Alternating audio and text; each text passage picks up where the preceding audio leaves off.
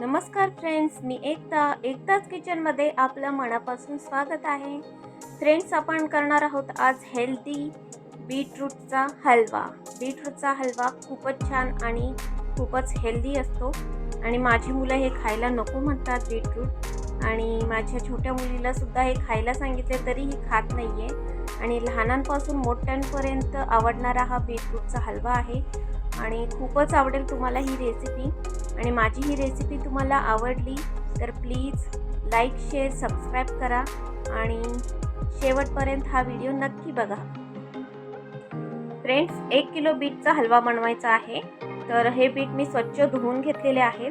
तर आता आपण या बीटचे साल काढून घेणार आहोत आणि नंतर हे बीट अगदी चांगल्या प्रकारे किसून घ्यायचे आहेत बारीक.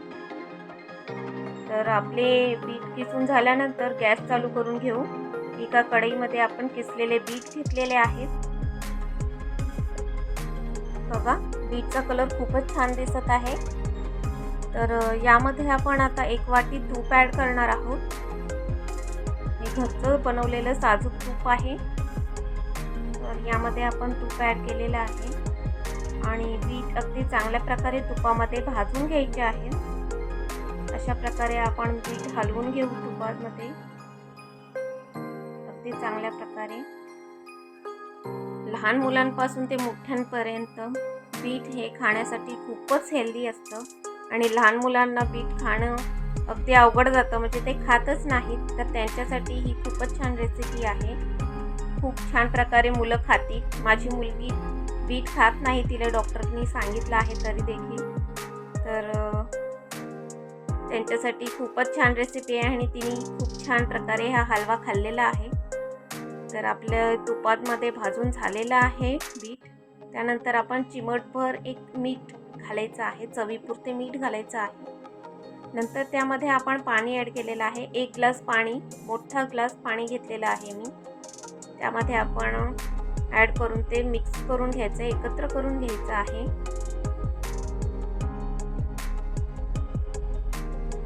नंतर आपण त्याच्यावरती झाकण ठेवून देऊ, थोडा वेळ शिजत ठेवू आणि नंतर त्यामध्ये ॲड करणार आहोत काजू, बदाम आणि पिस्ता, वेलची.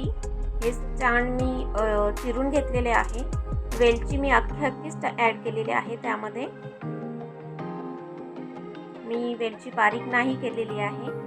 तुम्हाला हवी असेल तर तुम्ही बारीक देखील करू शकता.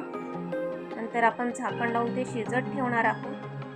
एक थोडा वेळ झाला, 5 ते 10 मिनिटानंतर आपण त्यामध्ये साखर ॲड करणार आहोत.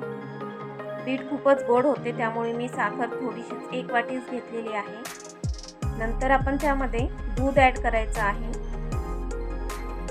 हलव्यामध्ये आपण मावा ॲड नाही करणार आहोत. आपण जास्तीत जास्त दुधाचा वापर करणार आहोत. तर यामध्ये आपण दूध ॲड करून अशा प्रकारे हलवून घ्यायचं आहे. दूध घातल्यामुळे आपल्याला झाकण नाही लावता येणार आहे. कढईवर झाकण न ठेवताच आपण शिजवून घ्यायचं आहे, कारण झाकण ठेवलं की ते वरती येईल दुधाप्रमाणे. तर बघा, अशा प्रकारे आपला हलवा चांगल्या प्रकारे शिजत आलेला आहे आणि थोडा वेळ झाले दूध आटलं की आपण त्याच्यावर झाकण ठेवू शकतो. अशा प्रकारे आपण हलवून घेऊ. हलवा आपला बऱ्यापैकी शिजत आलेला आहे आणि दूध देखील आटलेलं आहे बऱ्यापैकी. तर आपण गॅस वाढवू शकतो, मोठा करू शकतो.